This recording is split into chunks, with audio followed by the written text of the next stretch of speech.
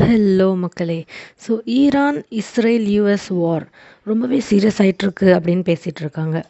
இப்போது அதில் என்ன புது விஷயம் அப்படின்னா, countries like United kingdom, France and Germany இது யூஎஸ்கிட்ட சொல்லியிருக்கு, நாங்கள் டிஃபென்சிவாக உங்களுக்கு ஹெல்ப் பண்ணுறோம். அதாவது இந்த வாரில் டைரெக்டாக சேர மாட்டோம், ஆனால் எங்களோட பேசஸ் யூஸ் பண்ணுறதுக்கு, எங்களோட டிஃபென்ஸ் ப்ராடக்ட்ஸ் யூஸ் பண்ணுறதுக்கு, எங்களோட ஃபைட்டர் ஜெட்ஸ் யூஸ் பண்ணுறதுக்கு, அந்த மாதிரி திங்ஸ் எல்லாம் நாங்கள் உங்களுக்கு ப்ரொவைட் பண்ணுறோம் அப்படின்னு சொல்லியிருக்கிறாங்க.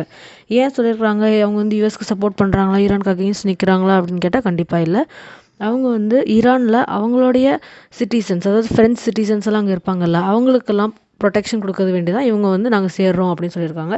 இன்னொன்று அவங்க என்ன சொல்லியிருக்காங்கன்னா, ஈரானோட நியூக்ளியர் பவர் பிளான் உண்மையிலே த்ரெட்ஃபுல் தான், டேஞ்சரஸ் தான், அதனால தான் நாங்கள் சப்போர்ட் பண்ணுறோம் அப்படின்னு மற்ற கண்ட்ரிஸ் எல்லாம் சொல்லியிருக்காங்க.